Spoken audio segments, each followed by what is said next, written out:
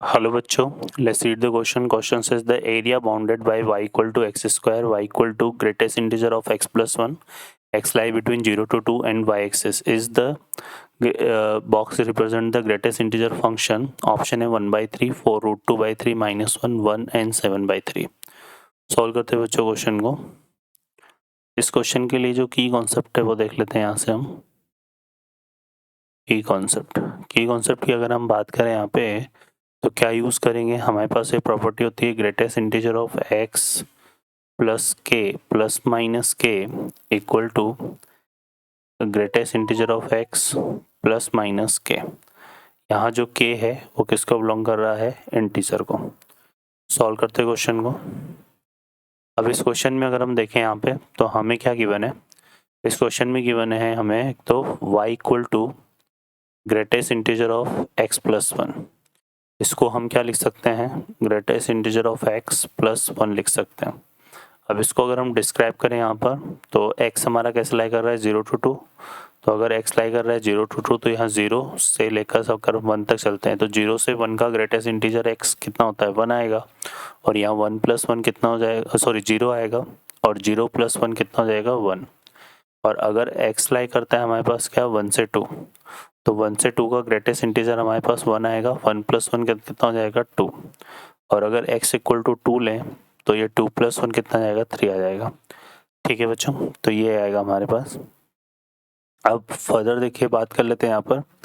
Next हमारे पास एक curve क्या है, y equal to x square है. ठीक है, और एक y एक्सिस. अब इन सबसे बाउंडेड जो एरिया है ना वो हमें फाउंडेड करना है. तो इसके लिए पहले हम देखो यहाँ पर ड्रॉ कर लेते हैं. तो y equal to x square तो एक पैराबोला है जो इस तरह से ड्रॉ हो जाएगा. ये हमने इसके कोऑर्डिनेट एक्सिस बना लिए. 0,0 इसका क्या है, वर्टेक्स है. तो ये आ जाएगा कुछ इस तरह से. ठीक है, यहाँ पे हमने 0 ले लिया, ये 1, और यहाँ ले लेते हैं 2. ठीक है, और यहाँ हमने क्या ले लिया, 3. अब हम इसमें लेते हैं यहाँ पर तो 0 से 1 में देखिए यहाँ पर 1 मिल रहा है अपने को. और 1 अगर हम इसमें डालते हैं x की जगह तो 1 ही मिलेगा. तो यहाँ से हम ये बोल सकते हैं कि 1,1 यहाँ लाई करेगा कहीं पे, तो ये आ जाएगा. ठीक है, तो ये कौन सा पॉइंट हो गया, 1. अब हम बात करें यहाँ पे 1 से 2 में. तो ये 1 से 2 में अगर हमें कितना मिल रहा है, 2 मिल रहा है. तो ये लाइन हमारे पास कुछ इस तरह से आएगी. ये 1 से 2 वाली लाइन हमारे पास इस तरह से आएगी. तो ये 1 से 2 में ये जो लाइन है इसका इक्वेशन क्या है, y इक्वल टू 2, और ये है y इक्वल टू 1. ये y इक्वल टू 2 इस y equal to x square को मीट कर रही है. तो हम क्या करते हैं, सॉल्व कर लेते हैं. सॉल्व कर लेते हैं किसको, y equal to 2 and y equal to x square को. तो यहाँ पुट करेंगे तो हमें सिर्फ पॉजिटिव एक्स एक्सेस वाला पॉइंट चाहिए, ये वाला. तो ये पॉइंट हमारा कितना आ जाएगा, देखो y की जगह 2 पुट करो तो 2 इक्वल टू एक्स स्क्वायर, तो x इक्वल टू कितना मिलेगा, √2.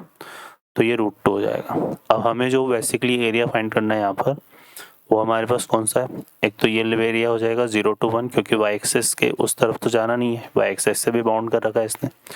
और एक हमारे पास जो है ना, यहाँ से अगर देखें तो इस लाइन को अगर हम थोड़ा सा प्रोसीड करें यहाँ पर 1 से मीट करें तो ये हमारे पास आएगा, हमारे पास आ जाएगा एक ये वाला पार्ट. ठीक है, तो ये हमारा रिक्वायर्ड एरिया होगा. अब इसको हम कैसे फाइंड आउट करेंगे, देखिए यहाँ पर इसको फाइंड आउट करने के लिए हम क्या करते हैं, यहाँ पर निकाल लेते हैं. तो हमारे पास जो रिक्वायर्ड एरिया है, रिक्वायर्ड एरिया ये डिफाइन हो जाएगा. देखो 0 से लेकर 1 तक तो हमारे पास y इक्वल टू 1 और ये y equal to x square, ये दो चीज़ें आ रही है. तो यहाँ पे आएगा इंटीग्रेशन 0 to 1, ये आ जाएगा 1 माइनस एक्स स्क्वायर dx. ठीक है, फिर प्लस, फिर जब हम बात कर रहे हैं 1 से लेकर कहाँ तक जा रहे हैं, √2 तक, क्योंकि लास्ट कहाँ तक बाउंड है, √2 तक है ना. तो √2 तक अगर हम देखें तो हमारे पास एक तो ये लाइन आ रही है y इक्वल टू 2 और ये आ रहा है एक्स स्क्वायर. तो ये आने का 2 माइनस एक्स स्क्वायर dx. तो ये आ जाएगा हमारे पास. अब हम इसको सॉल्व करते देखो तो ये बन जाएगा क्या, x minus x cube by 3, x 1 का इंटीग्रेशन x और एक्स स्क्वायर का integration x cube by 3. Limit लगा देंगे 0 to 1 प्लस यहाँ पे आएगा 2x minus x cube by 3. और इसमें लिमिट आ जाएगी 1 से लेकर √2। अब सॉल्व करते हैं इसको, तो 1 पुट करेंगे तो कितना आ रहा है 1 माइनस 1/3 प्लस, और इसमें 0 पुट करने पे तो 0 आ जाएगा, और यहाँ पर ऐसे ही √2 पुट करेंगे तो 2√2 माइनस कितना आएगा ये 2√2/3,